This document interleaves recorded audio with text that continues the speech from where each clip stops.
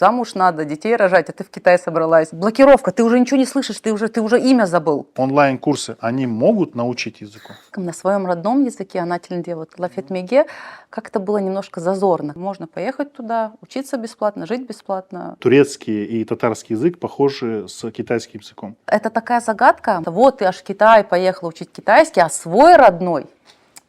Они говорят, ты говоришь как мужчина. Мы приехали в самую обычную турецкую больницу. Ты на анашку говоришь, мама. У нас просто нет времени на это, честно.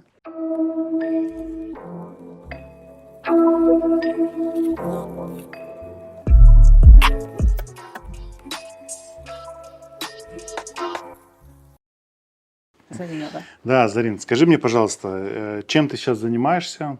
Какие у тебя проекты, вообще какие планы? Занимаюсь языками не сейчас, а уже много лет. Преподавала раньше только турецкий, потом включился английский. Последние 5 лет еще и китайский.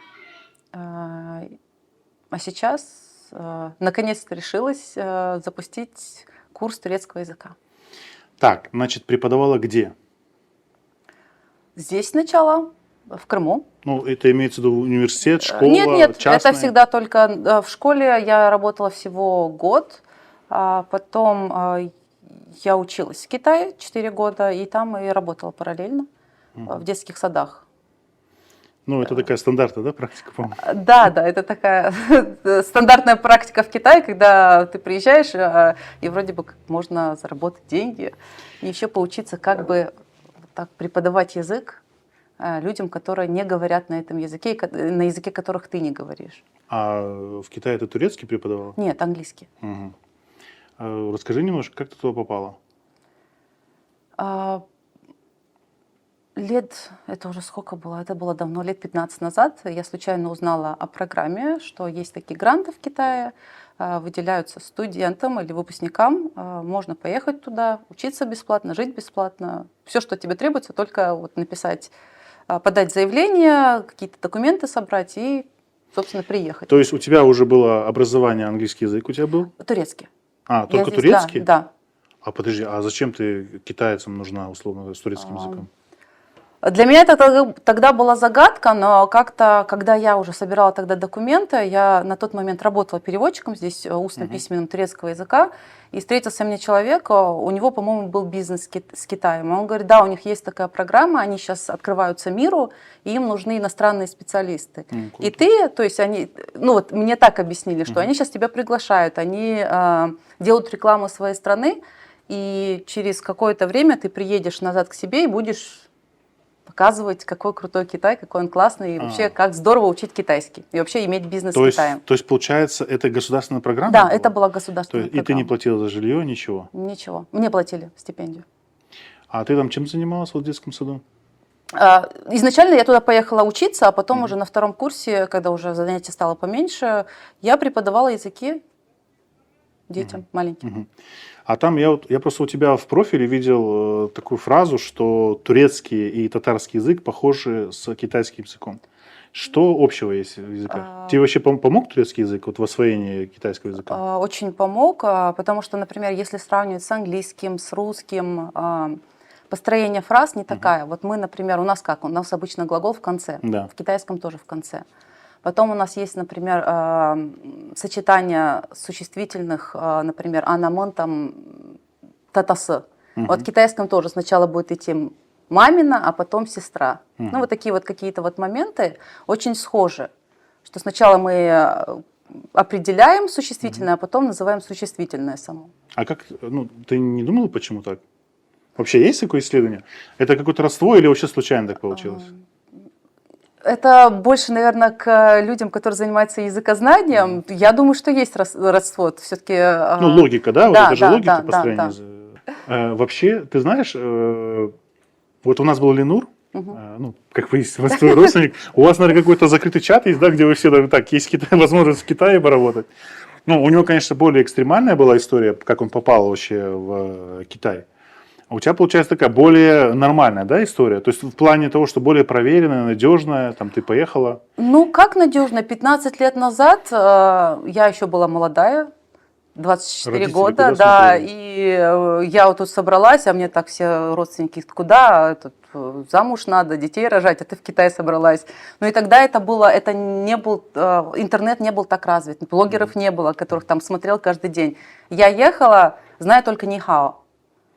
Я просто знала, что меня встретит, и еду, я не знаю, куда я еду, приезжаю, и, ну, вот на тот момент это было немножко, ну, Так, а почему тоже ты решилась?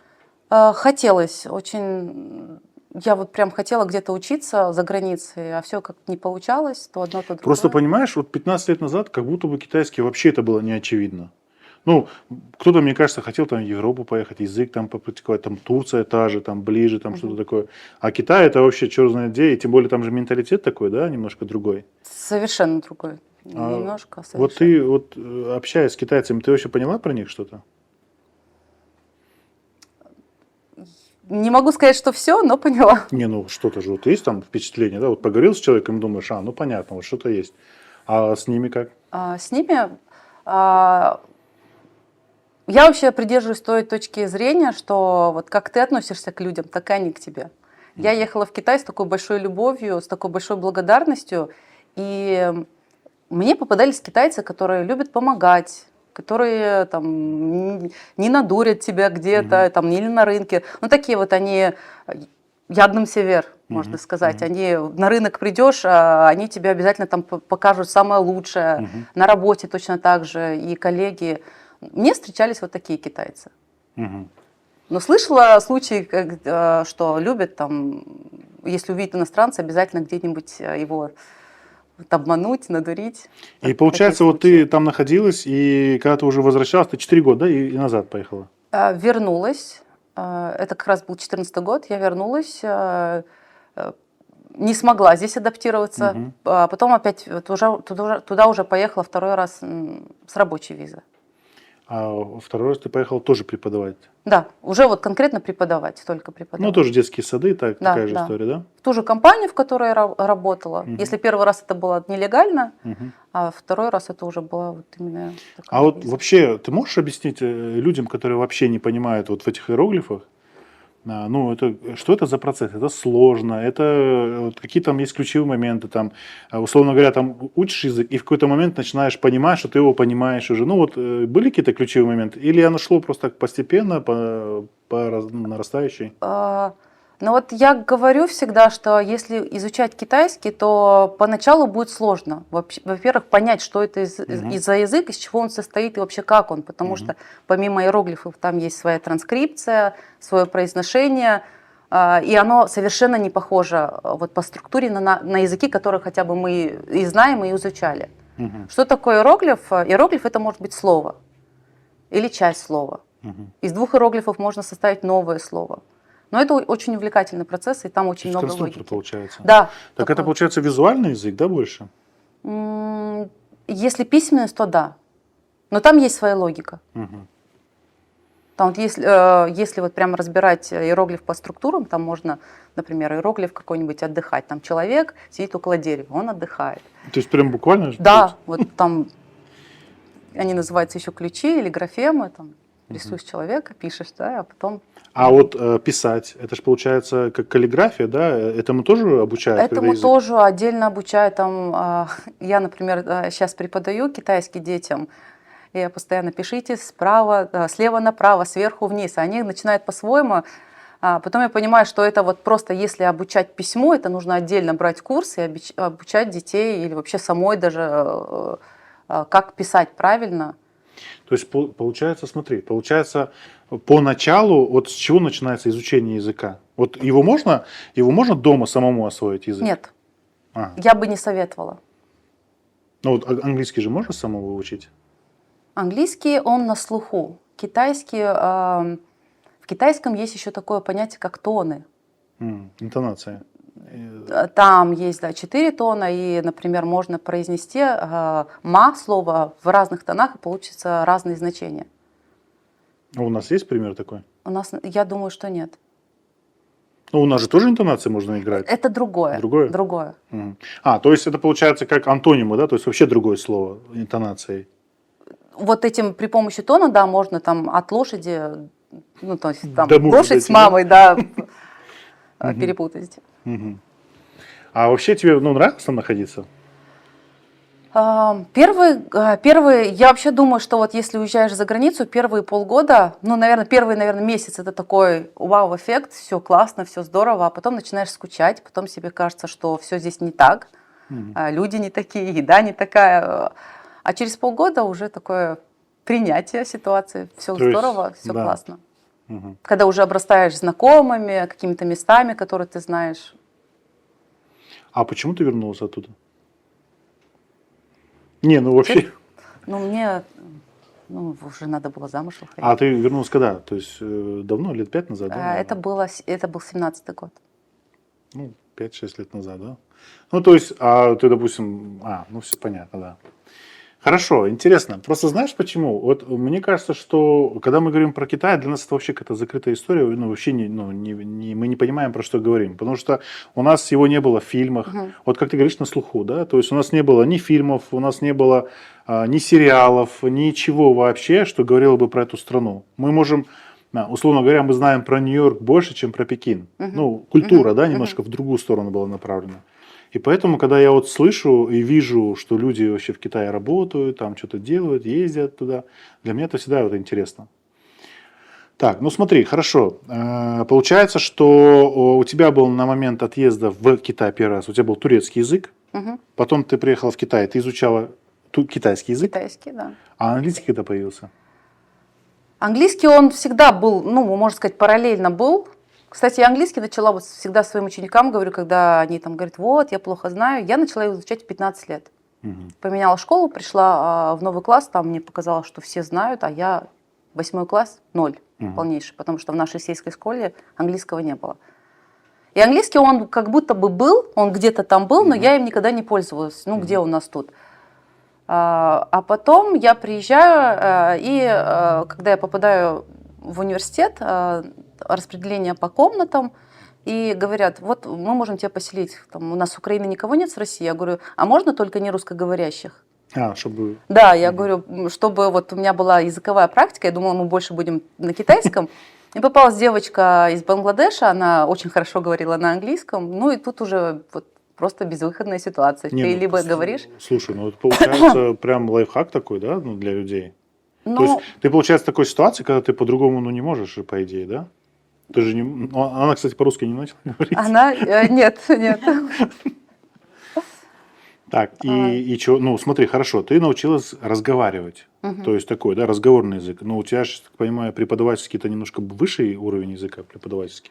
Но если преподавать детям, я не скажу, что там выше, просто нужно понимать. И вообще преподавание детям, оно отличается от того, как, например, взрослому человеку преподносить язык. Взрослым нужна какая-то структура, да? А почему так? А почему это? Какая-то логика, наверное. Да, там грамматику объяснить, какие-то правила. А детям этого вообще объяснять не надо.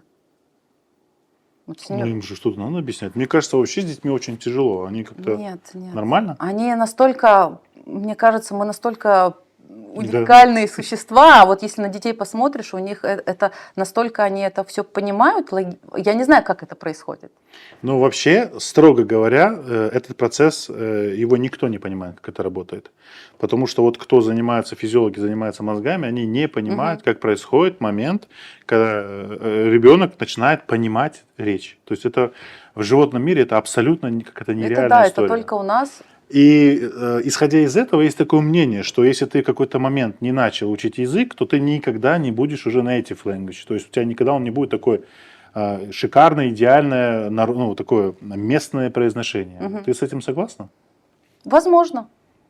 Там называют 3 года, 5 лет. У тебя же английский позже появился. Позже, я не скажу, что я разговариваю как native. Я даже на своем native разговариваю не как native. Кто оценивает? Вот самое интересное, что вот по моим наблюдениям, я в прошлом году проводила такие вечера игр, и собирала девушек, 25+, можно так сказать. Говорю, давайте приходите, будем играть настольные игры и говорить на английском. Настольные игры будут направлены на то, чтобы мы заговорили. Приходят у всех классный английский, но все стесняются. Во-первых, меня стесняются. Вот я сейчас скажу, я говорю, что вы хотите сказать, что у меня прям, вот я разговариваю, я там жила 15 лет или там с 3 лет в Америке и разговариваю лучше всех. Вы просто начните. И вот этот вот страх у людей, что я сейчас начну говорить, а меня обсмеют или скажут, садись два, или что ты сказала. Но мы, ну хорошо, вот лучше всего я говорю на русском. Я даже в русском допускаю ошибки. Но никто же не смеется. Ну кому надо, это тот пока. посмеется. Да. Ну смотри, ты знаешь, мне кажется, что это интересное наблюдение, и оно очень, очень похоже на ту ситуацию, которая вот с нашим родным языком. Вот, да. То есть вот мы все те люди, которые слышат этот язык, знают, что он есть, как он работает, знают какие-то слова, но момент заговорить, как будто бы какой-то барьер происходит. Да? Вот он стоит, барьер. То есть ты как будто бы стесняешься, что ты скажешь, что это неправильно. Плюс есть люди, которые с этого сразу смеяться начинают. Вот эти твои такие, скажем так, вечерние, ну, что это был, вечерние, это ты как-то проект назвал или просто вы собирались? Да, я называла его Play and Talk. Угу. Собирались настольные игры плюс игры. Угу. Ну и правило было стараться говорить на английском. Угу. То есть никто там тебя не побьет и не выгонит, если ты заговоришь вдруг на русском или спросишь, а как это. Но получалось. Эффект был от этого? Эффект был. И какая цель у тебя была в итоге? Цель была показать, что вы уже знаете язык, просто начните говорить. А ты преподавателей звала или просто Нет, всех подряд? Вот просто в Инстаграме объявление было, вот, кто хочет, придите. Многие учат, например, английский там 6 лет. Да. Хороший английский. Одна девочка пришла, у нее замечательный английский, а вот страх есть. И так она молчала весь вечер? И нет, ну, они все говорили, а потом понимают, что вот мы собрались, мы такие же, и никто тут не будет тебя осуждать, и никто не будет говорить, ой, как ты плохо говоришь. Потом осудил. Возможно, возможно. Так. Кайф от этого, что ты заговорил, он же не сравнен ни с чем. А ты вообще пробовала вот свой язык, ну там в англоговорящей среде пробовать, практиковать? Какой именно? Английский, допустим. Английский, да. Ну, то есть поехала там куда-то и заговорила на английском языке, и вот это ощущение твое, ты можешь его вспомнить? Помню. Вообще все языки, когда вот заговорил, тебя поняли, а потом ты понял в ответ, это... Я потом помню, неделю, кажется, ходила, такая, это ж так классно, это здорово. А вот в Турции ты, ну, судя по всему, тоже была в Турции, да? Да. И как вот с турецким языком? Ну, С такой турецким- академический язык, который ты получила, и когда вот ты непосредственно в среду. Он же все-таки немножко живой язык, он как-то такой, может, видоизмененный. Ты вот это вот, как ты с этим ощущением? У меня часто было такое, вот это и с турецким, и с английским, когда сидишь в какой-то компании, и, например, говоришь, не будете ли так добры передать мне вот эту чашечку? И помню, были такие случаи, говорят, что ты так замороченно все говоришь? А что, нельзя сказать, подай вот эту чашку мне? Ну, или просто... Короче, да? Короче как-то, зачем-то. Я говорю, нас так учили, что, оказывается, принято так. А никто так не говорит. Вот в моей среде было так. Но я думаю, что это неформально, что Да, это не надо неформально. так сильно... Ты же не на приеме у президента да. была. Ну, да. То есть это другая немножко история, мне кажется. Да. Я не говорю, ты правильно говорила, да? То есть ты... Я говорила правильно, но мне говорят, зачем ты так чересчур официально? Я говорю, ну вот у нас так учили. И что вот ты, пообщавшись вот с носителями языка, ты что из этого вытащила?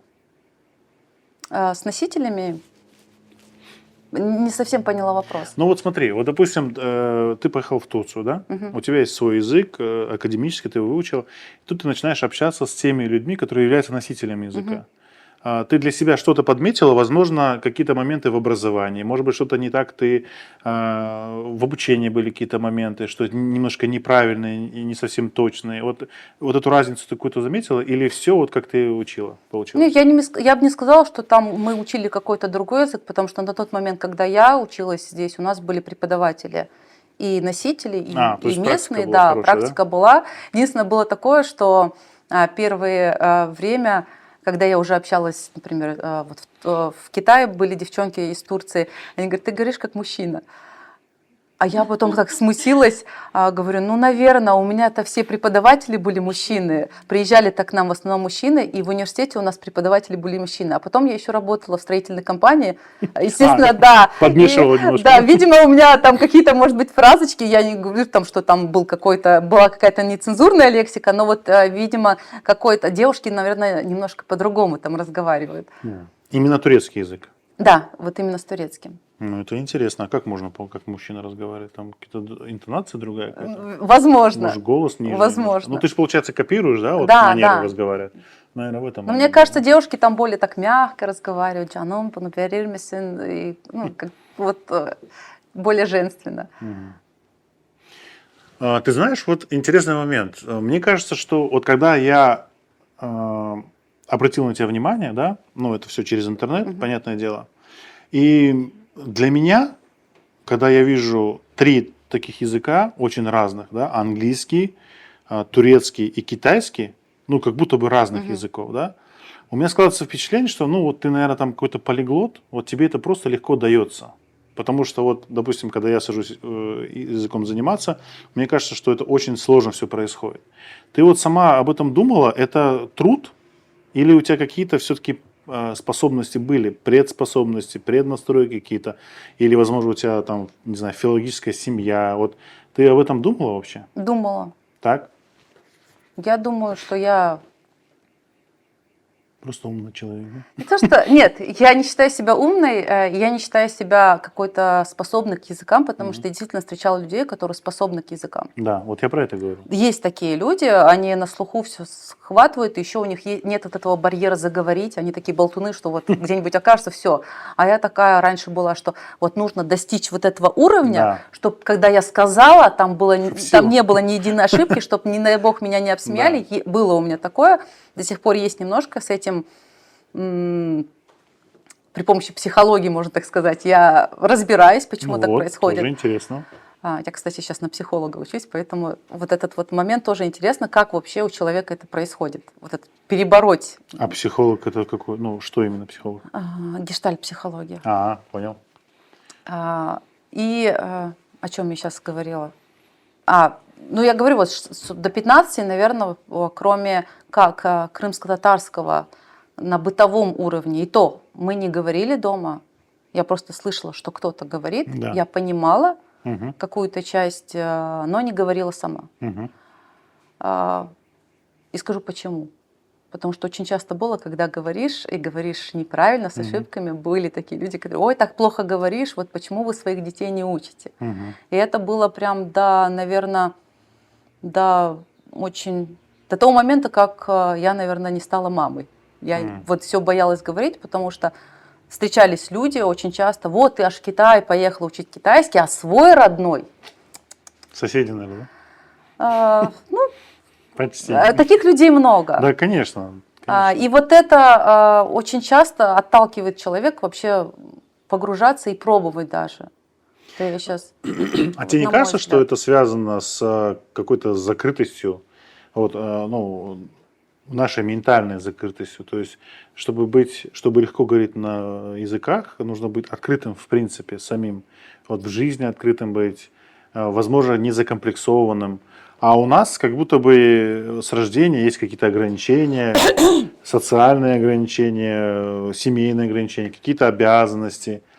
Ты не думала, что это как-то связано даже глобально, вот если народ взять в целом? Я не думала глобально, я думала о себе, почему я долго вот прям стеснялась и как-то во-первых, вспоминались какие-то школьные времена, да, и вот этот вот случай из детства, когда иногда было в обществе, не нашем обществе, да, говорить на крымско-татарском, на своем родном языке, анательнде, вот лафет меге, как-то было немножко зазорно как будто.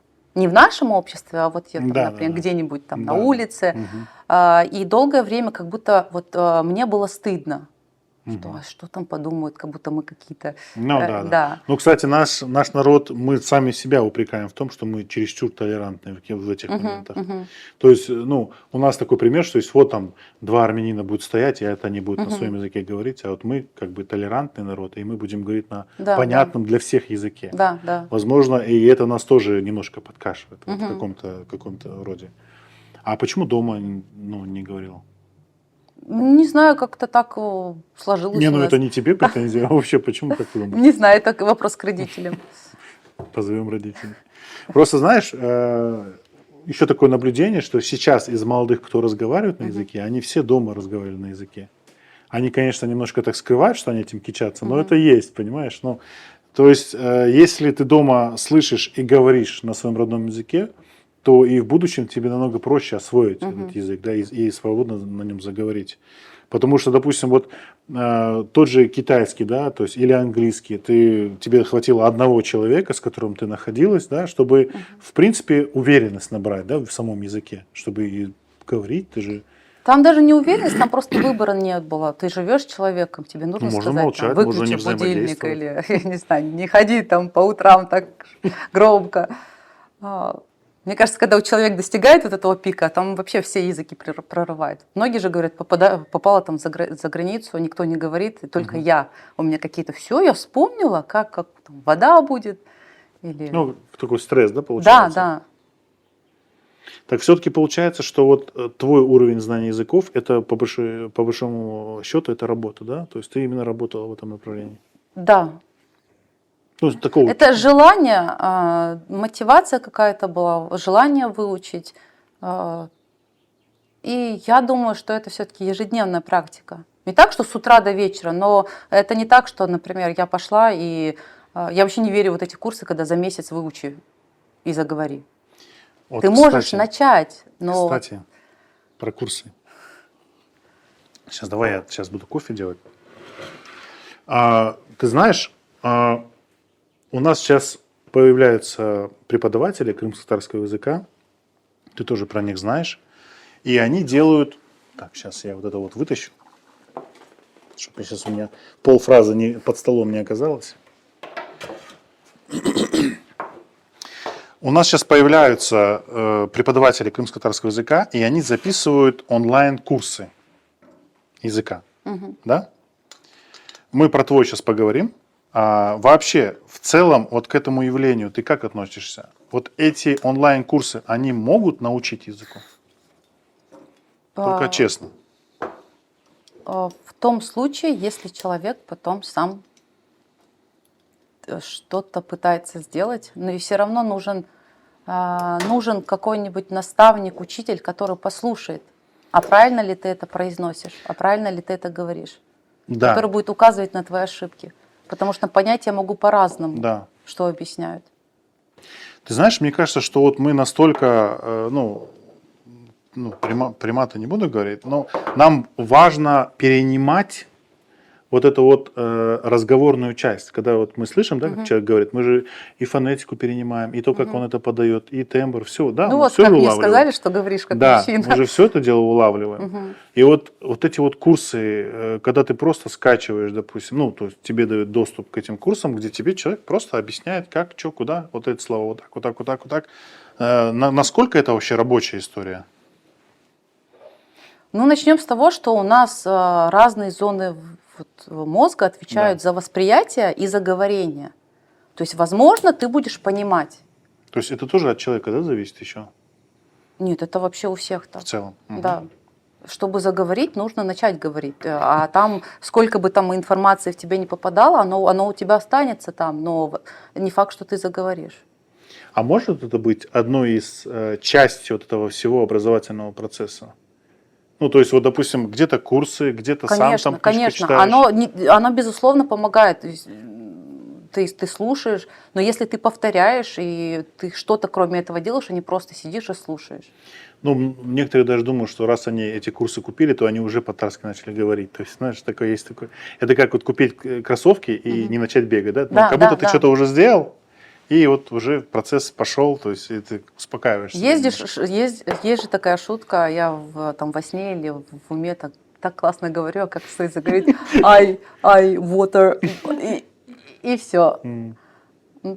Примерно так. Ну Там-то да. у нас, возможно, мы многое понимаем и многое говорим, а когда начинаешь говорить, у нас же и язык не поворачивается. А Да. это реально так, что язык не поворачивается. Ну да, там же нужно его правильно там. Да, даже не то, что правильно, он должен привыкнуть к этим действиям. Да. Да. Ну, ты знаешь, мне кажется, что мы так часто про язык говорим, да, и вот на моем канале тоже, мы, наверное, уже достали всех этой темы, но мне кажется, что мы кому-то вообще можем быть полезными. И у меня такое ощущение складывается, что вообще преподавателям нужно обратить внимание на опыт преподавания других языков, чтобы сделать правильные выводы в образовании своего родного языка. То есть, вот вспоминая школу, мне кажется, что наш родной язык преподавался так же, как и английский. То есть его можно 20 лет учить и не выучить. Вот знаешь, как будто какой-то факультатив прослушал. Но у меня такое ощущение сложилось. Может быть, я там неправильно что-то делал. Но у меня такое сложилось ощущение, что ты вот что-то там делал, и все, как-то оно так и осталось. И знаешь, у меня еще осталось такое воспоминание со школы, что мы садимся писать сочинение, и я в полном шоке, как я могу написать сочинение, не владея языком, понимаешь? То есть вот На каком? На татарском, на нашем родном языке. На русском нет, там нормально. То есть именно про крымско-татарский язык. Я себя поймал на этой мысли, понимаешь? Что как я могу написать развернуто, как я могу сочинение, не владея в той степени языком. Ну, вот такая была задача. И вот я это, запомнил эту историю. Я не какой-то профессор, но я вот просто чисто свои наблюдения, даже связанные с китайским, с английским, бывает попадаются такие учебники. Даже было такое, мы обсуждали с преподавателями, которые преподавали русский в Китае. И насчет учебников и программы. Она говорит, настолько программа ненужная, говорит, столько там лишнего. Мы читаем тексты, что там Вася пошел на почту отправить телеграмму. Вот зачем современному человеку знать, как будет телеграмма?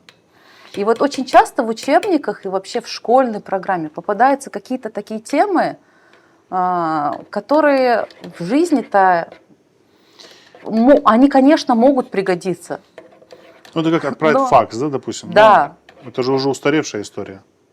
Ну, или сказать, что Лондон is the capital of Great Britain. Это же анекдот, есть на эту тему, когда в поезде с англичанином. Но смотри, ты знаешь, это же все про одно и то же. Это же все про устаревшую систему образования. Ну и даже какую-то чересчур, вот со взрослыми, извини, что перебиваю, да. Вот со взрослыми. Иногда бывает такое, что приходит, вот со взрослыми не очень люблю работать, но с ними тоже очень интересно, там своя история.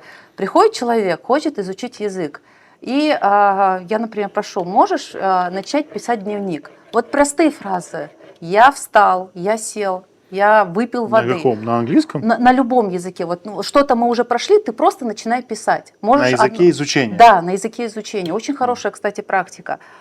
А люди сразу хотят начать приглашать. Я сел, посмотрел на этот прекрасный стакан, как там блестит вода. Зачем? Зачем? Начни с простого. Ведь ребенок тоже не начинает. Там, конечно, есть дети, которые до 5 лет молчат и сразу начинают предложениями. Но они же тоже начинают сначала там она, баба, да.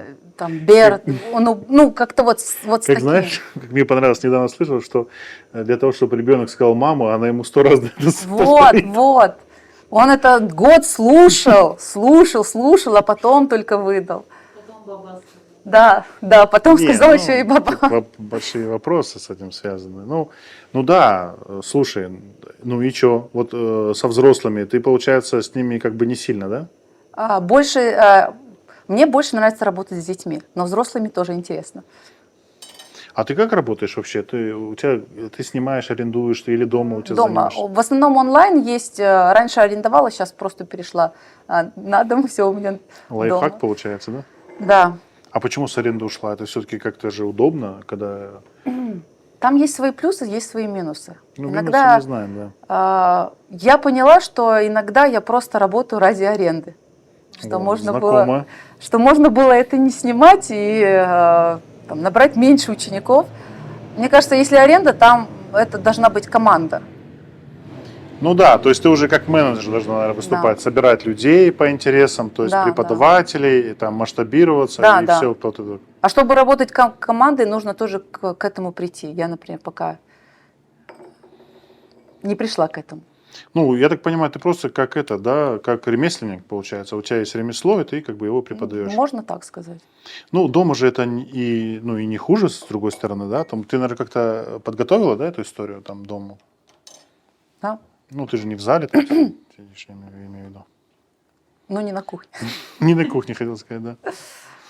А вот смотри, ты говоришь, вот дети, да, что тебе проще с детьми. К тебе же разные дети приходят. Разные. Ты вот в них что отмечаешь вообще? Они какие вообще сейчас дети? Ну, вот дети, которые приходят, допустим, к тебе. Которые Да. приходят ко мне. Да. Был такой случай, даже несколько случаев приходили дети, приводили детей. Мгм. Я вообще обычно спрашиваю, а ребенок, вот, если это связано особенно с китайским, я спрашиваю, ребенок сам хочет или вы? Кто хочет? Ваша детская мечта или его? Да, да. Мгм. Или вы хотите. И очень часто приходят дети, которые сами. В 6 лет ко мне пришла одна девочка, говорит, я хочу учить китайский. Зачем? А я хочу учить язык, который никто не знает. Пока никто не знает. Да, пока никто не знает. Мгм. Дети, они удивительные. Не, ну смотри, первичная мотивация понятна. А вот потом бывало такое, что вот, допустим, ребенка отдали, он вот хочет изучить, там, давай китайский возьмем, да, тяжелый язык. Вот он хочет изучить, во-первых, с какого времени ты берешь, с какого возраста? Сейчас самому младшему 6. То есть ты прям 6 лет берешь? Раньше были и младше. И почему? Ну, как? Для такого возраста нужны группы. Я считаю, что нужны группы, как минимум 4-5 всё-таки помещения, коллективное, да, и больше заморачиваться по поводу наглядных пособий. Там, наверное, больше игровой процесс, да? Да, там только игровой процесс. Ты просто погружаешься в язык. Да, потому что, мне кажется, завладеть вниманием одного ребенка сложнее, чем группой. Да? Да, В этом да. плане, наверное, да? Да. Ну и как родители же не приведут тебе ребенка на 20 минут, а у ребенка внимания максимум хватает на 20 минут. И чтобы заниматься час, нужна группа, чтобы поиграл, потанцевал, там, А порисовал. вот сейчас как у тебя уроки проходят? Если это онлайн, то это 30 минут, Не больше? не больше. А у взрослых также 30 минут? Или взрослым Взрослые больше? 45 час. Ну, это уже многовато, да, час? Это уже... Да, вот я даже по себе понимаю, что через 45 минут уже смотришь, даже, когда закончится. Ну, тяжело. Мгм. А вот для детей даже 20-30 минут это достаточно. Я всегда говорю, лучше заниматься чаще. Пусть это будет 15 минут, но каждый день, чем раз в неделю 2 часа. А вообще можешь как-то проверить знания, которые ты даешь? Вот я, допустим, отдал ребенка на китайский, но я же не могу сказать, так, подожди, давай, сейчас проверим, что там ты... Есть какие-то маркеры? Или ты так, продаешь годовую подписку? Есть онлайн-экзамены международные. Можно их То есть сдать. можно готовить к экзаменам? Да. Вот интересно. Готовим к экзаменам, и ребенок может пройти этот экзамен и посмотреть, соответствует его знанию. И еще у меня есть носители языка, китаянки, которые раз в неделю тоже занимаются с детьми. С твоими детьми? Да. А какая Которые у них мотивация? У кого? Ну, вот у этих китаянок. Ну, они работают. Ну, то есть ты с ними заработком делишься или как? Я им отправляю деньги за урок. Интересно. А зачем тебе это? Ты хочешь повысить свои уроки, ну, то есть уровень уроков ты хочешь повысить? Я хочу, да, повысить. Во-первых, я поняла в Китае, зачем, например, нас, иностранцев, просили преподавать детям английский. Да. И брали же всех не с китайской внешностью. Зачем? Зачем? Чтобы у ребенка не было страха заговорить с иностранцем. А им зачем? Это они же закрытая страна. Они Открываются. открывались. Было. Я не знаю, что там случилось с пандемией, но они тогда открывались, и они активно изучали английский язык. Но сейчас же, там, насколько знаю, визы вообще всем не продлили, и они все уехали, вот эти все преподаватели. Да, ну остались. Есть там. Есть кто там остался? есть, да, там живут до сих пор. Просто им не продлили, насколько я знаю, визы. Я не знаю, После нет, у пандемии. меня есть знакомые, которые там до сих пор. То есть рабочая Да, виза да, продлевается? да, всё да. нормально? Просто там сейчас Круто. может быть, не такие условия, как были раньше, но живут. Язык как инструмент, да? Мне кажется, что если ты попадаешь в среду языковую, которая полностью выключена твой привычный язык, Мгм, то ты уже находишь возможность как-то объясняться. мгм, Объясняться, разговаривать, где-то что-то, где-то тебе подсказали, где-то ты сам там мгм. посмотрел. И таким образом получается жесткий интенсив. А если ты сидишь дома в своей комфортной среде, где там твоей жизни ничего не угрожает, ну, условно, да, Мгм. так фигурально возьмем, и тут у тебя задача выучить язык. Мне кажется, это настолько такая, ну, баловство какое-то. То есть ты можешь его годами изучать и так и не выучишь. Пока не попадешь в эту среду, не получишь этот стресс и не начнешь переключаться просто. Выучить можно, как бы ничего. Слова можно выучить, Да, все. Нет, правила можно можно. и замечательно разговаривать. Просто мне кажется, вот в наше время, ну, у нас настолько много информации, нас настолько много надо, Мгм. что многие говорят, вот я не знаю английский, надо. А для чего? Вот. Для чего? Ну вот надо. У кого-то там какие-то свои цели, там, чтобы с детьми заниматься, домашнюю делать, там, путешествовать. Ну вот насколько это надо превышает твою лень? Ну, лень, может быть, просто это какой-то рациональный какой-то подход. То есть, может быть, в этом есть какая-то рациональность. Но если я живу там в каком-то селе, или в городе, или в Симферополе, неважно где, и мне этот язык в жизни не пригодится, может быть, мне Ну просто сейчас мозг какую-то услугу оказывает, что зачем туда тратить ресурсы, изучать его. возможно. Но мозг же у нас такой, что он обязательно перейдет на тот язык, на котором легче говорить. Легче, в первую Да. очередь, да. Зачем заморачиваться, если и тебя и так понимают? Да, и, допустим, сейчас же, ну вот когда в Турцию попадаешь, да, там, кстати, не так много районов, где тебя по-русски могут понять, то Мгм, там уже язык как бы как будто бы мгм, нужнее, да, мгм. английский, турецкий, вот, и там как будто бы уже можно больше попрактиковаться. Ну а так, он, в принципе, тоже русский язык, он же, его можно Да, везде да. хочешь на нем поговорить.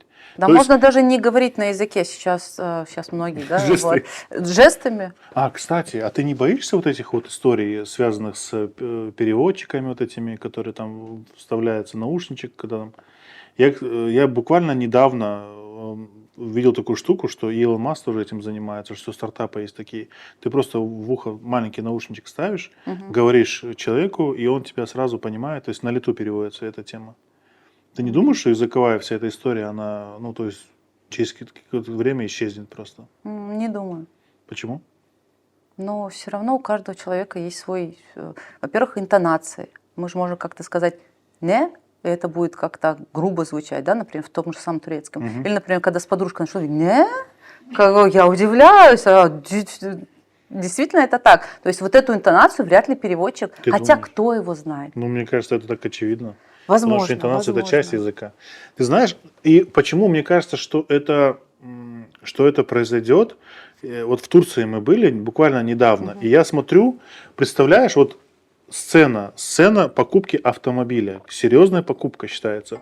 И вот продавец-покупатель стоят вот так вот с Google этими мгм, переводчиками, он ему говорит по-русски сюда, тот ему по-турецки переводит, тот по-турецки говорит по-русски, и они вот так вот сделку заключают. мгм, То есть вот такого уровня языка, вот такого общения уже как будто бы хватает. И тут, получается, человек задумывается, а оно ему вообще надо, вот это учиться, мгм, мучиться, если можно сейчас так сказать, там раз перейдет. мгм, И это же самое начало, самое мгм. начало. То есть пройдет время, вот сейчас этот тот же Илон Маск вот эти вот делает, нейролинк, вот этот чипы, которые в мозг будут вживляться. То есть, понимаешь, то есть мы Это уже... страшно. Не, это уже есть. То есть там они глаза лечат, ну Мгм, там много мгм, всего. И это просто вопрос, понимаешь, э, подключаешь себе базу мгм. языковую и все, и разговариваешь. Ну, это, конечно, это классно. Сейчас онлайн-переводчики, это, безусловно, это что-то такое, что облегчает жизнь. Но недавно одна моя знакомая, она пришла ко мне, собственно, с нее и началось такое, что вот давай, преподавай мне турецкий. Переехали не в Турцию, все, с Мгм. переводчиками справлялись, а тут что-то ей нужно было куда-то улетать. Она говорит, я приезжаю в страну, у меня не работает местная сим-карта, Да, интернета нет, да, телефон да. сел, и и говорит, я не знаю, как вообще что сказать. Я настолько была готова, что вот мой телефон меня выручит, что я, говорит, чуть не пропустила свой рейс. Короче, небольшое отступление сделаю. Я просто, ну, про стресс, да. Прилетели в Стамбул первый раз.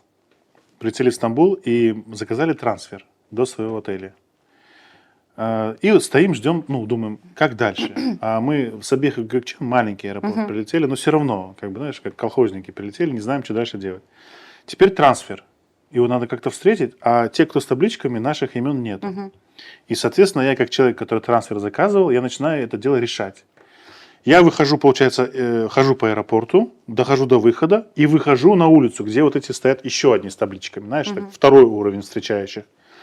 Не вижу фамилию, хочу вернуться обратно, а она меня не пускает, женщина, с дубинкой, с пистолетом, она меня не пускает.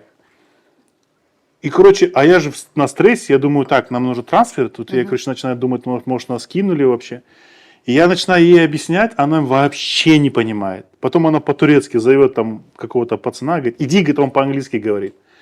Подходит, а я ему хочу сказать простую фразу. Моя жена находится в аэропорту внутри. Понимаешь? И я понимаю, что я вообще ничего не помню из английского языка. Понимаешь? Я как дурак стою, на него смотрю. Ну, потом я ему что-то сказал.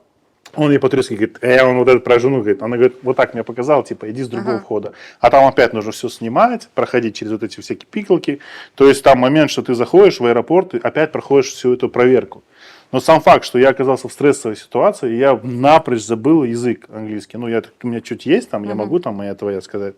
Но интересный момент такой был, знаешь, я на себя со стороны как бы наблюдал. Я представляю, там попадаешь в незнакомую среду, да, и тебе нужно будет нужным языком там что-то объяснить. Ну вот и с детьми до этого был вопрос, почему вот с носителями языка Китай. Обычно же бывает так, что у тебя классный там английский, там, турецкий, японский, любой язык, и тут к тебе обращается носитель и говорит какую-то нестандартную фразу. Мы же там ждем, что он скажет hello. Локальную какую-то штуку, да? А он говорит что-то другое, и все, блокировка, ты уже ничего не слышишь, ты уже имя забыл. И мозг отказывается думать, вот это вот стресс, а когда ты думаешь, что можно же переспросить, сказать, я тебя не понимаю, скажи по-другому, это вполне нормально, переспросите вообще. Было такое в Турции, я приезжаю в Турцию, разговариваю с ними, еще тот район, где не так много туристов. Не туристический. Да, и они мне что-то начинают быстро объяснять, там было что-то с бухгалтерией связано, туда пойди, вот это дай. Я говорю, а вы можете? Я говорю, не местная. Ты не местная? Видимо, подумали, может, с какого-то другого, не со Стамбула, а с другого, да? Анатолийский какой-то? Да, может быть, там с деревни какой-то. И я говорю, вы можете говорить немножко помедленнее? Я говорю, бен япончи. И он мне потом, он, конечно, удивился, а потом говорит, сен орая гит, отур. Я говорю, не до такой же степени, да. Но бывает, что человек быстро говорит, нужно сказать, а вы можете там объяснить мне, а что это значит? Иногда даже сейчас на русском что-то мне дети говорят, подростки. Ну, на своем. Что это, да, а что это было? Это был... Ну, там сленг. Да. И язык же, он постоянно развивается, даже если в этом... Так вот, понимаешь, что помимо того, что ты как бы знаешь язык, нужно же знать особенности культурной общения вот именно этой территории. Да. Это как вот московский акцент приезжает, а у нас южный акцент. У них московский, у нас южный. Ну, конечно, речь не идет о том, что мы не понимаем друг друга. Но если, допустим, человек слышал все время, там, допустим, южный акцент, да, для него там вологодский покажется странным, да, где там все окают, к примеру. И вот то же самое у нас ситуация была, мы там попали в больницу, ну, это случайно. И тут, получается, в первый день, короче, приехали в Турцию и попали в больницу. И, в общем, она там, ее там увели, с ней разбираться, а мне нужно на ресепшене заполнить документы. Ты можешь себе представить? Мы приехали в самую обычную турецкую больницу, ни одного туриста на Таксиме. Таксимская больница, короче. И она мне говорит, сделай вот это, сделай вот это, сделай. А я просто, знаешь, как будто вот белый шум, короче, в голове. Я такой... потом эта медсестра, которая с нами ездила, с нами была, она такая подошла, все заполнила, там целую кучу всего нужно написать, короче, и вот все это прошло. Но опять же, я говорю про то, что не знаю, если бы я знал хорошо язык турецкий, понял ли бы я эту штуку, потому что там они настолько быстро говорят. Не знаю, я в нашей больнице прихожу иногда, что-то заполнить, и стоишь, как они же сейчас таким тоном отвечают, но я же вам 1000 раз повторила. Там все зависит от... Типа такого было, то есть все вот эти вот экраны ковидные, то есть везде этот пластик. И еще плюс стресс, опять же. То есть стресс же сильно выбивает из, Да, тебя да. из колеи. Ты просто думаешь сейчас о другом, там что-то переживаешь, а тут тебе нужно целую кучу непонятных дел сделать. В общем, это интересно. И, в любом случае, как бы опыт подсказывает, что язык все-таки помогает нам в конечном итоге, да, находить вот эти точки соприкосновения с другими людьми, по сути. Правильно? Вот ты когда с турками общалась, ты же говоришь на их языке, да? Они как это вообще отмечали? Они понимали, что ты приезжий, не приезжий, вот этот Но момент? если долго говоришь, уже это стирать, но все равно акцент он присутствует. Если бы я, наверное, там прожила как минимум год, Мгм. я думаю, что можно было к Близко, да? минимуму, да, но все равно он есть, но было такое, что так как мы изучали такой книжный язык, литературу, прям Литературный. все с Елисейских полей, вот это все, турецкую литературу, удивлялись, а откуда ты знаешь? Я говорю, так мы это проходили. Они положительно Да, удивляют. да. Ой, вы и это знаете, вы этого писателя знаете, знаешь, какие-то там крылатые выражения, метафоры. А ты что-то Это- метафорами Да, разговариваешь? да, да. Мгм. Было такое, что замечали, неужели так вот преподают язык? Ну, у нас хорошо А ты преподавали. училась где? Тогда был это ТНУ. В Вернадского, да? Да. Давай немножко про твой курс поговорим. Да, вот я так понимаю, что у тебя курс прям завтра стартует, да? 10 числа. 10 числа. Что представляет твой курс? Вот фактически, как он выглядит? То есть это записанные уроки заранее твои, или это подписка на твои занятия онлайн? Что такое курс сегодня твой? Сразу хочу сказать, это такой пилотный проект. Мгм. У меня как бы есть идеи, что вот можно вот так попробовать с людьми, которые как-то никогда не соприкасались с турецким языком, вообще как начать именно говорить. Мгм. Потому что, повторюсь опять, многие знают, и правила знают, и это знают, и слова знают, а вот заговорить очень трудно. Да. И мне хочется попробовать в течение месяца давать какие-то, то есть у меня есть задания, которые помогут им начать говорить. То есть у тебя, скажем так, марафон типа? Я не люблю этого слова марафон, особенно Не в записанные языках. уроки заранее. У меня есть план, у меня есть программа. Контентный план у тебя есть? Да, и так как это пилотный проект, мне нужно было какое-то количество людей, которые действительно хотят выучить, вообще заниматься. Первые уроки я записала, а потом посмотреть вообще, как справляются. То есть просто я хочу понять функционал, как это будет работать. То есть ты даешь доступ к каким-то видеоматериалам, да, где ты работаешь, а уже потом ты делаешь какую-то аналитику, и уже потом ты, получается... Нет, это будет чат. Это будет чат, и закрытый каждый чат. день я буду скидывать небольшой урок на 5 минут. Я знаю, Записанный что визуально. записано визуально, с объяснением каких-то правил Да. и задания. Мгм. Там, ответить на вопрос устно, или, например, перевести какую-то вот эту фразу. И вот эти вот маленькие небольшие задания нужно делать каждый день. Мгм. И с дедлайном обязательно. Дедлайн это сутки у тебя получается. Да, сутки. Что вот задание там не такое задание, что там, полчаса тебе нужно сочинение писать. Просто ответить на вопросы. Набер. Неварня йог. Какие-то такие стандартные фразы и стандартные выражения, которые нам нужны на каждый день, особенно для тех, кто там живет сейчас. Мгм. И получается, у тебя курс на сколько рассчитан по времени? На 4 недели. То есть в месяц. Да. И в конечном итоге у тебя какой-то итог есть, какой-то экзамен или что-то? До и после. Заговорил человек или нет? Вот прям за месяц заговорил? Начать говорить. Я не говорю, что мы сейчас, они опять же, заговорить как можно? Я хочу выпить кофе или написать, да, или вообще прийти и интервью дать. Все равно, это я говорю к тому, что мне кажется, что когда человек четко понимает как бы цели и задачи курса, как будто бы проще определиться с теми, кто будет учить язык. То есть для чего язык и что по итогу получится. Я понимаю, и в тот же момент я понимаю, что у тебя получается такой пилотный выпуск в плане пробы, и на основе которого ты потом тоже будешь новые уроки формировать, да, Да, и выстраивать новые эти. да, да. А по-китайски ты не делала так еще, да? Нет, не То есть делала. сейчас только турецкий это Сейчас первое. турецкий. А раньше мне казалось, что не так много проектов по турецкому, и так как он... Среди наших имеется в виду. Ну, вообще, мне казалось, в интернете не так. Видимо, мне попадались только курсы по китайскому, так как он такой уже больше распиаренный язык, популярный. А турецкий последние, например, лет 10 был не настолько популярный, особенно у нас в Крыму здесь. И вот когда я училась в университете, да, он действительно был нужен. У нас тут очень много их, Турков было да, много. и турков, и компаний, то есть нужно Да, было да, это. да, согласен. А потом как-то на спад пошло это все, и не осталось необходимости вообще изучать турецкий. А сейчас спрос есть, Да. а турецкий я просто очень люблю. И я уже год вынашиваю эту мысль, что надо что-то начать. И, есть опыт, есть представление вообще, как говорить, как вообще начинать это делать. Путь, через который я прошла. Ты близка к тому, чтобы свою какую-то методику сделать, разработать? Или вот мы сейчас про это говорим? Вот у меня про есть то же, представление, что вот все занимаются по вот этой программе, а я хочу дать немножко другую.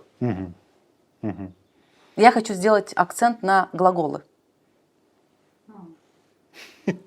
Ну, я не знаю, что это значит. Вы не знаете. Обычно как начинается курс? Тебя учат говорить, меня зовут так-то. Потом начинается словосочетание, там, чистая вода, там, вкусный кофе. Ну и пока человек дойдет до того момента, До когда он практики, скажет, да, я бы условно? хотел, да, до практики, взрослому человеку становится неинтересно. А я хочу начать сразу с глаголов. Правильно. Ну, мне кажется, что чем ближе к практике, тем ближе к внедрению этого языка, да, то... Потому что он им нужен для жизни, а больше всего мы используем глаголы. Ну да, согласен. Так, хорошо. Ну, получается, и что, есть все записи? Нормально? Пока с этим трудно, но есть. Не, ну, слушай, ну это же тоже нужно как-то немножко пиариться, да, то есть как-то рассказывать про это. Ты с блогерами там работаешь, или ты сама вот через свой Инстаграм это все двигаешь? Я пока через свой Инстаграм, есть у меня проблема, что мне как-то стыдно заявиться, что предъявиться, что вот я есть такая. Работаем сейчас в мастер-майнде, вот благодаря вот этой поддержке запускаем курс Мастер-майнд это где? онлайн. Ну, с кем именно? Зарема есть. Это все локально, да? Да. Мгм. Нет, Ну, она сейчас в Турции. Ну, я понял. Ну, из наших, я имею в виду, Да, комьюнити наших. Ну, ты сейчас на психолога же тоже учишься, и, соответственно... Соответственно, вот эти знания тоже Ну, применяем. надо же себе... Это знаешь, как у этого... У Лобковского, да? То есть надо же себе просто позволить это сделать, и все. Ну, это к тому, что... А кто обучает? И в этом плане у тебя блок стоит, да? Что тебе могут предъявить? Нет, не то, В чем вопрос? что и так уже много, что В люди этом вот плане? да, что кому это интересно. Ну, даже вообще, когда перед тем, как начать вообще записывать и рилсы, и вообще вести Инстаграм, было такое, а кому вообще это интересно? А все и так знают. А потом вышла один раз, что-то сказала, смотрю, реакция у людей. Кому-то интересно. Значит, кроме меня еще кому-то это интересно. Ну, конечно. То есть, мне кажется, что у людей нет понимания одного, что каждый человек уникальный. Ну, не может два человека разных сделать одно и то же одинаково. Ну, это же база. То есть, это относится ко всему абсолютно. Если ты, допустим, учишь языку, то ты будешь по-своему учить, кто-то будет по-своему учить. И поэтому и рождаются эти методики. То есть, у всех она будет разная. У всех и будет поэтому разное, согласна. ты понимаешь, что если у нас будет там 20 разных методик, это же ну классно. Кому-то подойдет там такое, кому-то нужно прям с базовых, чистая вода, там голубое небо, кому-то прям практика сразу нужна. Это же все по-разному. Да, согласна. И вот ты знаешь, скажи мне такую штуку, что ну все говорят, что турецкий язык, он похож на наш родной язык, да, на наш крымско-татарский язык родной. Ну, насколько ты близка, далека от того, чтобы сделать курсы про наш родной язык, на нашем родном языке? Далека очень. Почему? Ну, во-первых, не владею настолько хорошо. Ну, насколько? Чтобы поговорить про высокую литературу или просто, чтобы какой-то базовый разговорный Ну, язык? даже базовый разговор. Ну, он есть, базовый разговорный есть, но все равно это с большим таким сильным акцентом. Ну, во-первых, я еще не... Почему акцент? Ты же слышала этот язык, откуда Ну, акцент? турецкий перебивает. Серьезно? Да. Раньше очень сильно. Сейчас как-то больше практики, поэтому... Но все равно есть. Все равно мне легче перейти на турецкий, объяснить это на турецком, чем даже на английском легче. А не сложнее потом будет свой язык? Он не будет доминировать тот язык, ну, на котором ты уже думаешь? Будет. То есть это уже такой мыслительный процесс, да? Да, идет? это все дело, это все навык, это все дело времени и практики. Мгм. Потому что когда взяла курс, что уже нужно начинать говорить на своем родном языке, мне задают вопрос, я так на турецком сначала это предложение, потом вспоминаю, как отличаются. Я говорю, сейчас подождите, вы не думайте, что я торможу, я просто думаю, я просто перевожу. И вначале это было чисто перевод с турецкого на крымско-татарский. И чем больше ты это говоришь, тем больше это выходит на автомате. Опять же практика. Опять же практика. Ну, ты же понимаешь, что вот у нас, допустим, наша турецкая диаспора, они же все по-турецки говорят, по сути, уже. И когда им делают замечания, что они говорят по-турецки, они обижаются, они говорят, что нет, мы говорим по-крымско-татарски, а там на самом деле какие-то осколки крымско-татарских слов, а по сути это уже турецкий. Даже фонетически, даже вот ты мелодию языка слышишь, это уже чисто турецкий язык. То есть, ну даже если я, допустим, не владею языком крымско-татарским, я понимаю на слух, что это другой язык. Да. Я же слышу, как наш язык звучит. То есть другая мелодия языка. И это не может быть такой ловушкой, условно говоря, что мы учим, быстро-быстро учим турецкий язык, как будто это братский язык. А по сути мы потом закрываем дорогу к нашему родному языку. Ну, у меня не стоит цели сказать, что выучи турецкий, а потом ты будешь учить Ну, мы как будто бы себя этим успокаиваем, что если мы турецкий знаем, мы как будто я бы... бы не сказала, это сложнее. Вот, например, когда мы учились в университете, все говорю, вам же хорошо, вы же знаете крымско-татарский. Да. В какой-то степени да, но очень сложно было перестроиться, потому что ты думаешь, что мыших это мыших на турецком, а там кеди. Ну, кеди у нас тоже Ну, у есть. нас тоже есть. Я тогда, Ну, да, у нас плохой пример только мыших был, ну, в моей семье и в моем обществе. И я думала, что и в турецком тоже мыших. А тут говоришь, а там, оказывается, кеди. Или там какие-то другие слова. Ну, понятно, да. Или Но это же просто калдыр, слова. да, а там калдыр совсем другое значение. Оставь, да. И оно иногда мешает, зачастую мешает. И зачастую мешает, когда особенно ты начинаешь разговаривать. Поэтому нельзя сказать, что вот выучи турецкий, и да, ты будешь понимать, и казахский будешь понимать. Да. Но насколько ты будешь хорошо говорить. Ну, ты знаешь, вот у нас периодически появляется Исмаил Уджа Керимов. Ты слышала про него? Ну, он профессор как бы языка, да, тюрколог. И он говорит такую интересную вещь, что крымско-татарский язык – это ключ к тюркским языкам. И вот у него был опыт, он когда в Казахстане находился, в Азербайджане, в Турции, он говорил, что ему хватало месяца нахождения в языковой среде, и он полностью переходил на язык, понимал его, писал правильно. И таким образом говорил, что крымско-татарский язык – это такая мощная основа и ключ ко всем тюркским языкам. Ты согласна с этим? Я думаю, что да. Все-таки турецкий у него очень много, так, с точки зрения, он же постоянно меняется, а вот у нас тут остался и не сильно изменился. Ну вот, в общем, и как будто бы, ты знаешь, мне кажется, что вот проблема... Я не могу утверждать про крымско-татарский, потому что, говоришь, я не специалист и сама плохо знаю. Ну, это, видишь, связано с тем, что мы и кипчаки, и огузы пополам, и как будто бы все это про нас, как будто бы мы все это дело понимаем. И мне кажется, что вот проблема языка, она в этом и заключается, что нам не хватает маркетинга в этом плане, что нам не хватает вот такой хитрости нашим же объяснить, что это очень полезный язык. Даже если вы не хотите дома бабушке отвечать, да, вот я с одним человеком недавно разговаривал, и он мне честно сказал, что это язык общения с бабушками. А бабушки, они тоже не вечные, бабушки уходят, и получается язык вместе с ними уходит, надобность в этом языке. Может быть, у нас вот в этом проблема, мы не понимаем, что как бы его сильные стороны этого языка. Может быть, нам нужно сказать, что это наоборот классные такие, знаешь, интеллектуальные вложения в язык, чтобы уметь общаться с огромным количеством тюрков. Я не знаю, я не маркетолог, я продавать тоже не умею, но с точки зрения билингвизм это классная штука. Да. Это как минимум помогает тебе бороться с Альцгеймером. И тем вот самым. плавно переходим к последней теме. Билингвизм. Но в твоем случае это трилингвизм, да? То есть, получается, я в интернете видел, ну, как бы в Инстаграме видел, что ты со своим ребенком, да, со своим сыном говоришь на английском. Ну, да, говорила, с рождения говорила. Сейчас Да. у нас немножко сбой пошел, потому что идет сопротивление. Да. Он пошел, он уже социализировался, и у него такое, что а что ты со мной разговариваешь на английском? И поэтому я поставила на этом месте паузу, потому что не хочу это делать через силу, да, что, возможно, это ему не нужно, но понимает. Ну, ты ему давала английский, еще какой язык давала? Китайский давала? Китайский не давала. Английский, еще какой? Турецкий? Нет, турецкий тоже не Английский, давала. русский. Русский у нас был с 2 лет и крымско-татарский с рождения. Но там было четкое распределение: крымско-татарский бабасы, отец и его родные, а я на английском.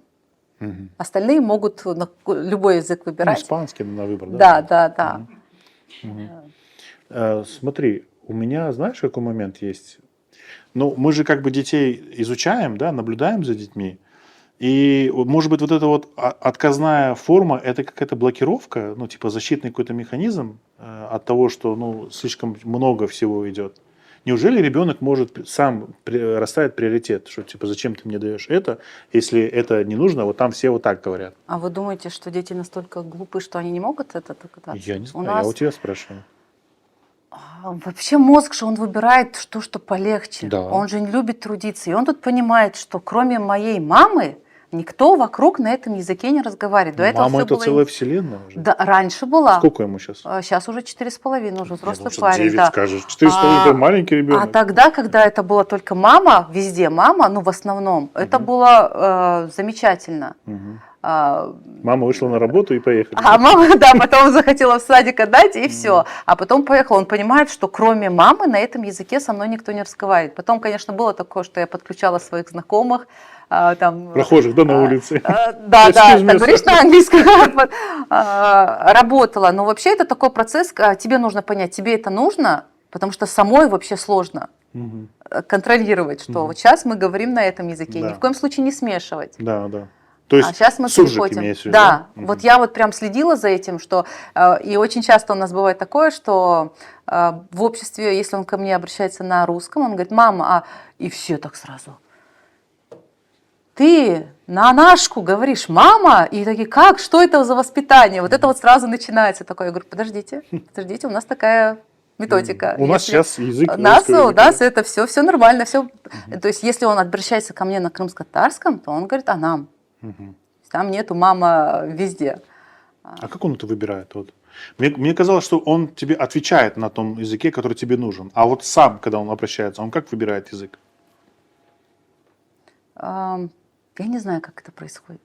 Это вот, я это просто изучаю, это настолько интересно. Ну, ты же понимаешь разницу, да, в чем? Да, я понимаю. Вот, например, он обращается к дедушке своему. Там даже разговор о русском не идет. Сразу смотрит, переключается. Подходит кто-то, он переключается на русский. Ну, это эмоциональный интеллект, насколько я понимаю. То есть ребенок понимает среду, в которой, ну, то есть он адаптируется же, он же там типа, у него же тоже про выживание вопрос стоит, и он как будто бы это сразу адаптируется и понимает, с кем на каком языке разговаривать. Ну, условно говоря, вот пример, вот у нас дочка младшая ходит в детский сад, и она, вот мой дед приходит, мой отец мой приходит ее забирать, она кричит через всю группу: дедушка пришел, дверь закрывает, говорит харабабай, и понимаешь, да? То есть она вот понимает, что она эту среду вышла из нее, выходит в другую среду, и она переключается. Ну, она, естественно, не язык переключает, нет такой опции. Да, это там но что-то... ментально она срабатывает тумблер, да, и я не думаю, что она это осознанно делает. Ну, типа, сейчас, короче, я сейчас шаг сделаю, дверь закрою, и Нет, ну, это же нет. не взрослый человек. Но это интересный момент. И, ну вот, ты знаешь, ты сама не думаешь, что это может вредно быть ребенку, ну вот, навредить вот эта вот огромная эта информация? То есть много этой информации. Если у ребенка нет физиологических отклонений, то это никак не навредит. То есть нормально, да?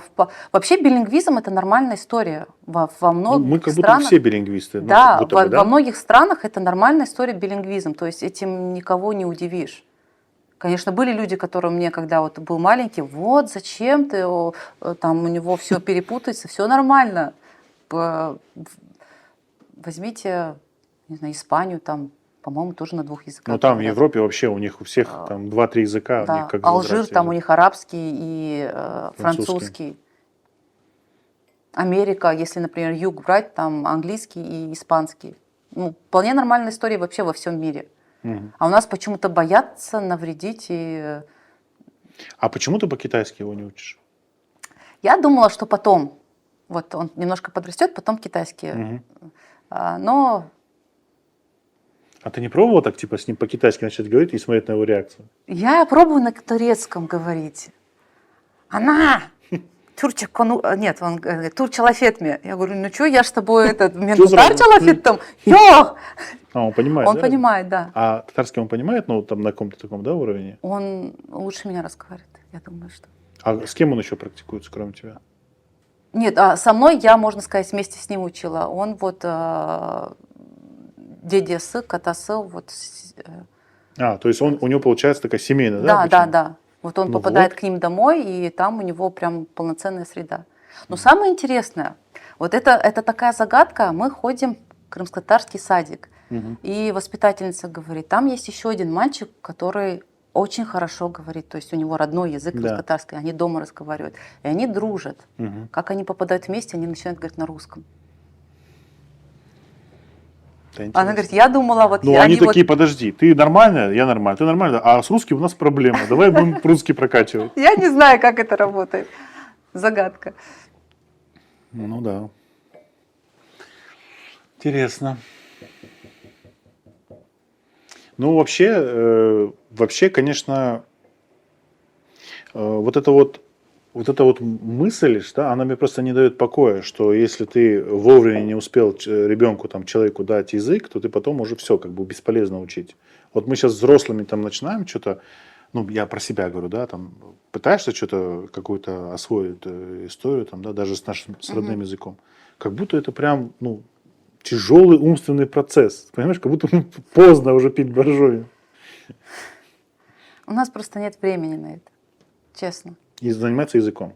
Вот дети, я вот преподаю в таком свободном плавании, можно сказать, больше 15 лет. Мгм. Со взрослыми как это происходит? Ходит, а потом ребенок заболел, на работе завал, и все. Домашнюю Да. не выполняем, вообще даже не приходим на занятия. А с детьми это очень редко, когда ребенок очень сильно заболел, особенно если Ну, это родители уже онлайн. планируют, так, Да. подожди, мы его скидываем. Там даже не идет речи о том, чтобы пропустить, но если пропускают, там максимум неделя. Мгм. Вот это вот все идет систематически и занимаешься. Со взрослыми просто мы хотим сразу такой эффект, что вот особенно там за 3 месяца китайский с 0 до 6 А среди уровня. взрослых есть запрос на китайский? Бывает. Но вот, например, с китайским я не беру вообще взрослых. Я говорю, это сложный язык. Если Да. у вас нет мотивации такой сильной, это не так, чтобы, например, за месяц вы вообще начали что-то. За месяц мы только. Ну, конечно. ну. Особенно у взрослых же, а почему так? А почему это? Мгм. А они хотят, а детям вот сказал слово, они выучили, повторили. Ну, у них не хватает критического вот этого подхода, проверки всей информации. Да? У Взрослые, они детей? же, да. Они как-то это Более адаптируют, доверчивые же они, нет, даже у них есть это, они логически там мыслят, но, во-первых, они не думают, что китайский это сложно. Мгм. Они к нему относятся как к обычному к языку. языку, Да, и язык. Мне уже сравнить не с чем, но язык. Да. И многие даже, у меня есть ученики, которые ходят и на английский, и на китайский, они говорят, китайский намного легче, чем английский. Ну, Да. спорное заявление. Да, Проверять мы его не спорное, но будем. я говорю, как английский же, ну вот им кажется. Мгм. А если это ребенок 4 лет, то там с ним вообще очень удобно, легко Ну, заниматься. поле не паханое, да? Тем более у них есть один язык. Да, интересно. Ну, вообще, конечно, С этими языками, вот ты сказал про Альцгеймера, да, ну, я тоже читал эти исследования, которые говорят о том, что в принципе, да, вот это вот, когда работает перевод, вот этот на лету же есть Мгм. перевод, как это называется? Сурдоперевод. Не Ой, сурдоперевод, не дубляж, как нет. это? Вот когда стоит рядом, как этот вот переводчик? Референт, Мгм. переводчик-референт. Вот исследовали их мозги, когда они переводят. Они же вообще там больше полчаса не работают вообще. И у них вот весь мозг, он горит, просто вот на энцефалограммах, на этих всяких. То есть, когда вот, допустим, мозг спокойствие, да, его сканируют, у него там Мгм. пару областей горят, условно Мгм. так. Потом, допустим, начинает писать, у него там что-то раз загорается и все. А когда работает референт, у него вся голова горит. То есть это настолько сложный процесс, эмоционально, энергетически, физически, ментально сложный процесс. И вот у них полчаса это максимум, что они могут переводить. Ну, час. Самые опытные переводчики-референты там до 2 часов могут работать, но это какие-то уже запредельные вещи. То есть и вот это связано именно непосредственно с работой мозга, получается, когда человек может один язык пускать и второй язык выпускать. Ну, на таком, Мгм. на глубоком, да, уровне. Не так, что моя, твоя, Мгм. там, ну, не просто.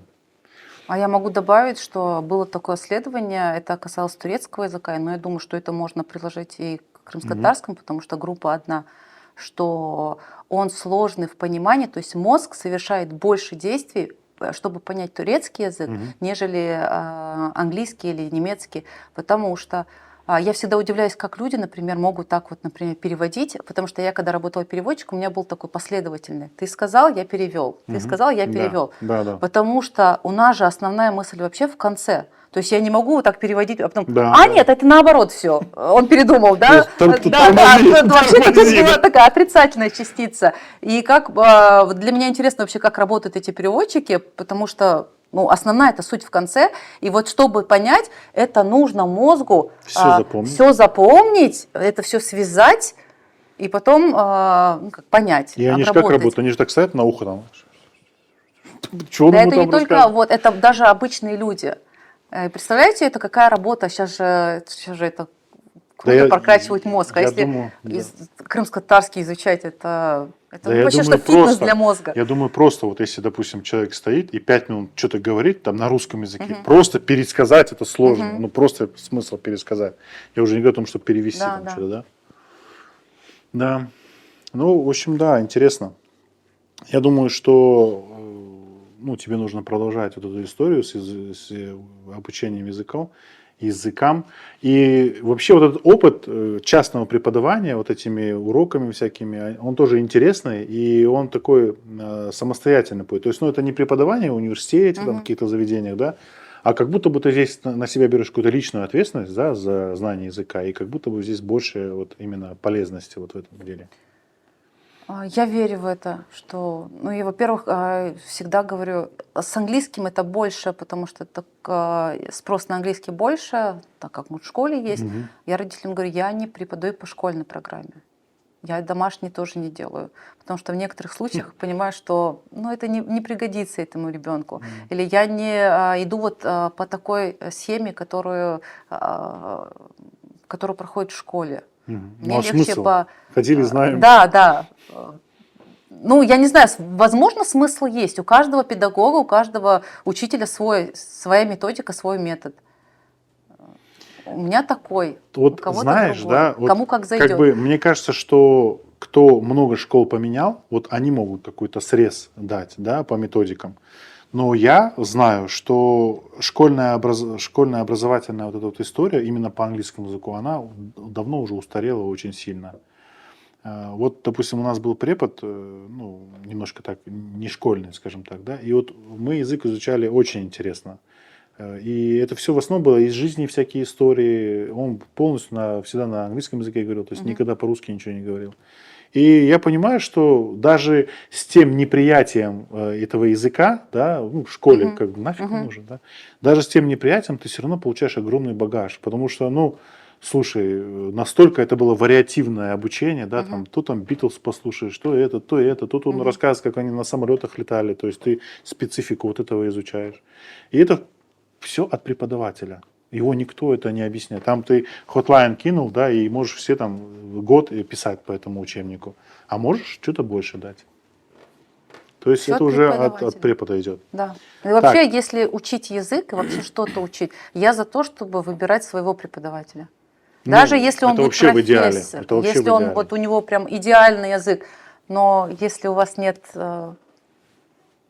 Ну да. вот этого вот притяжения как преподавателя, во-первых, я за то, чтобы привить детям любовь к этому языку. Да. Вот если они вот получат у меня любовь, то даже если я дам самое начало, они потом дальше пойдут. С кем-то самостоятельно. Да. Вот если показать, что это действительно здорово, это классно, у тебя все получится. И мне кажется, вот это вот самая основная задача и отличие преподавателя от просто онлайн-курсов, каких-то Да. безличных. Да, потому что в любом случае 100% согласен, и это и в спорте так, Это везде так. везде так. То есть ты, получается, прививаешь любовь к чему-то, а человек уже потом на этой энергии, на этой инерции просто Да, уже дальше да. идет. То есть Вот вполне если себе. дать правильное начало, сейчас у нас век такой, что информацию можно черпать вот прям из любых источников. Да. Но самое главное начать и показать, что это вот работает так, и это классно, Ну это да. здорово.